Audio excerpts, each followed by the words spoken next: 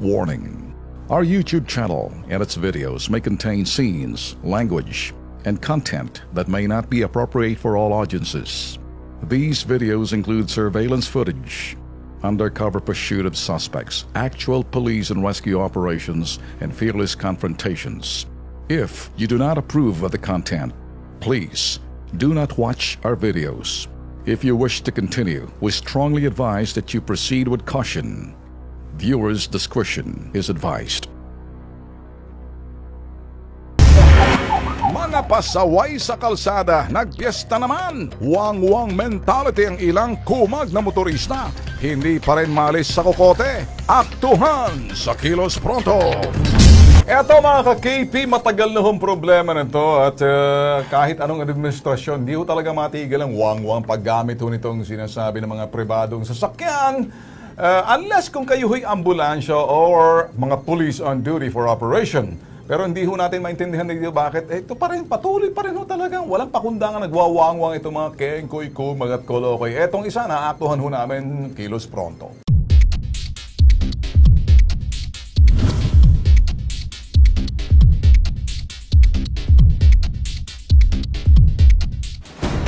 Malinaw sa Presidential Decree 96, bawal ang wang-wang o iligal na paggamit ng sirena sa mga sasakyan. Pinapayagan lamang gumamit nito ang Pangulo ng Pilipinas, Police, AFP at NBI marked vehicles, ambulansya at bombero. Pero ang ilang pasaway na inilalagay ito sa kanilang pribadong bihikulo para makapag-counterflow makalusot sa batas trapiko. Sa General Trias, Cavite, naaktuhan ng Kilos Pronto team ang isang Toyota Altis na may plakang NRI 247. Walang habas kung magalingaw-ngaw ng kanyang wang-wang o sirena habang nagka-counterflow.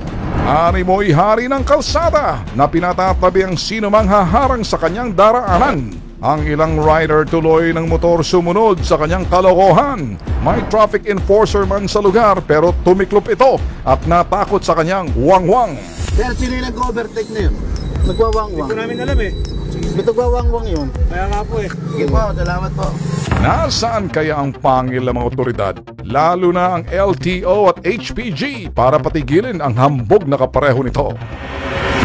Lex, Nika, ano bang nakukuha nitong mga iba rito na talagang, bakit, I don't know, kung ito ba'y bragging rights nila sa lansangan na sila'y nagwawang-wang na nagpapapansin or parang power ba to pag narinig yung wang-wang mo? Hindi ko maintindihan. Parang power tripping sa tingin ko. Okay. Pero dapat kasi niyan, di ba nung panahon ni Pangulong Noynoy Aquino, tinanggal niya yung wang-wang. Nung wang-wang policy sumunod naman yan. ang lahat ng ating mga kababayan. Pero ngayon, siguro, dahil walang ganong inimpose ang ating bagong Pangulo ngayon, mukhang nagbabalik na ang naman po yung wang-wang? pagiging abusado ng ilan po natin mga kababayan.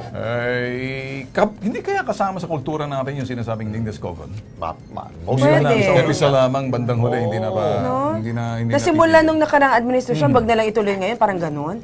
Sana forever nang walang wang-wang. Basta tandaan ninyo, ang may karapatan lamang ho magwang-wang, mga ambulansya. Yan. Dapat nga, parang tayo doon sa Fire truck. sa lugar natin sa Amerika. Di ba? Yung mga, pag may narinig kang wang-wang, talagang tatabi at tatabi ka. Or ihinto ka talaga sa gitna ng kalsada. Yan.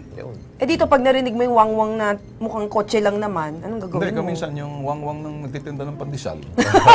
Ikaw, Nika, anong ginagawa mo pag may nasa likod mo, may wang-wang? Madali kasi ako mataranta. So pag may wang-wang, tumatabi talaga ako. Hindi ko na nga minsan nakikita kung ano yung nagwawang-wang. The usual situation kasi, pag sa ibang bansa, standard ho to, SOP ho to. Yes. Pag nakarinig ka ng wang-wang o you can see a red and blue light, matik na yun, tabi ka to give way. Kasi either fire truck, ambulance o yan, o law enforcement ang tawag.